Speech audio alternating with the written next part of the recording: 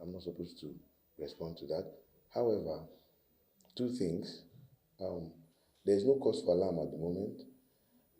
We've noticed that there have been an upsurge of protests in the city center, and we're trying to maintain law and order as is our basic and primary responsibility. And so the deployments are basically Aberdeen deployments where we move men from one location to the other to ensure that our city center is safe. And remember, we're in the capital, and there's a lot that has to be done to ensure confidence in those visiting the city center and also for our foreign investors. Thank you. The second question is about the death of intelligence-led policing as started by the then IGP Solomon Arase. I must clarify that the Police Act states that the role and responsibility of the Nigerian police will increase as the socio-economic activities increase in our nation. Under the Inspector General of Police, the 23rd Indigenous Inspector General of Police, IGP Olatunji Disu, PSC Daga NPM, we're not just running intelligence-led policing, but we're running intelligence-led community collaborative policing. We have gone far.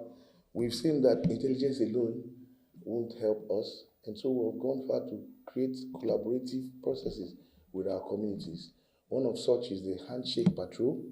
Another is the combing of our borders, because the criminals and the syndicates, the criminal syndicates are now taking advantage of our jurisdictive arrangements to operate from one border to the other.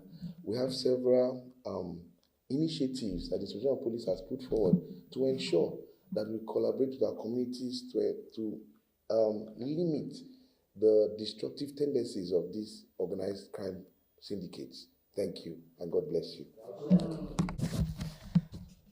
Our operational achievements in the period under review states that the force arrested 4,145 suspects nationwide. The force also neutralized 254 armed hostiles, rescued 855 kidnapped victims, recovered 6,265 firearms, as well as 22,685 rounds of assorted ammunition. During the period under review, 236 stolen vehicles were also recovered. I'd also like to add that the period under review, over 1,018 police officers paid the ultimate price in the war against violent crimes and organized crime. Thank you. So I'm wearing a dual cap to respond to this. I am from the Secretariat of the National Sanctions Committee. And the first question is relevant to what we do at the National Sanctions Committee. The National Sanctions Committee is part of the intelligence architecture for security intelligence in Nigeria. And our direction is on targeted sanctions, financial sanctions, which are preventive measures to protect our people from harm, especially terrorist harm.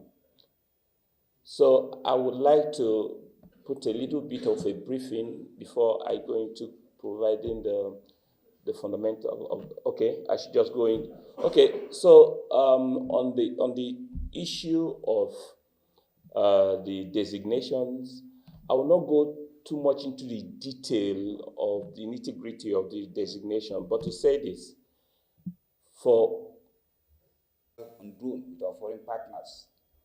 Some of our partners, I'm talking to you, they are in foreign countries.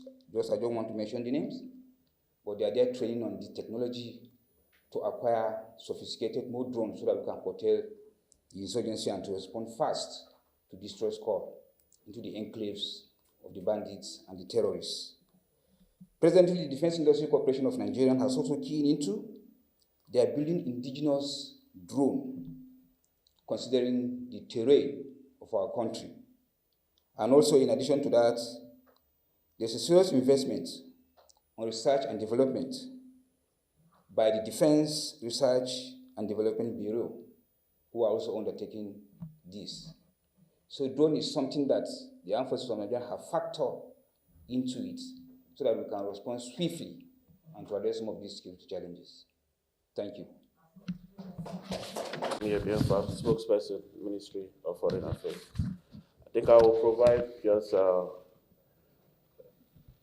detailed information about what the ministry have done so far, evacuating our nationals from South Africa. The Ministry of Foreign Affairs has successfully facilitated the evacuation of 593 Nigerian nationals from South Africa who were affected by the ongoing xenophobic protests. The first batch arrived at the Murtala Mohammed International Airport, Lagos, via a special flight operated by Air Peace on the 11th of June 2026 with 258 returnees, and were received by the Honorable Minister of State for Foreign Affairs, Ambassador Sholai Nicolai, on behalf of the federal government, before handing them over to relevant MDAs for the process of documentation and profiling. The ministry encountered some logistical delays in operating the second flight, and as a result, some of our nationals were temporarily accommodated at the High Commission in Pretoria, cared for by the mission. A good-spirited Nigerian voluntarily offered to pay the flight tickets of 66 of them, and they arrived Lagos on the 24th of June with South African Airways.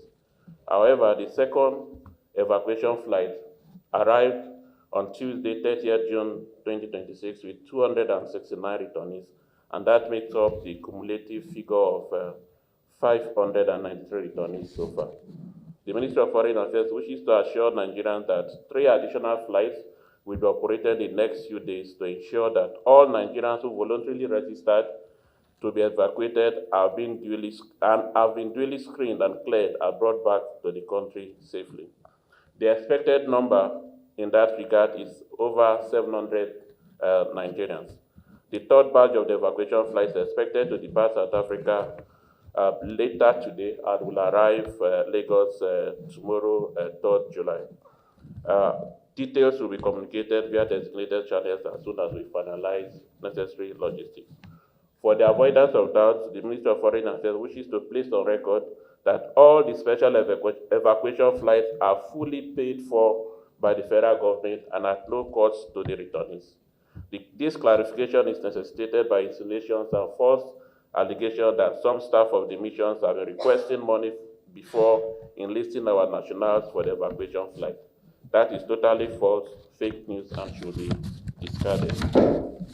The ministry appreciates the very positive coordination and collaboration with relevant MDAs in making this process a success, and will continue to work together for the good of our country.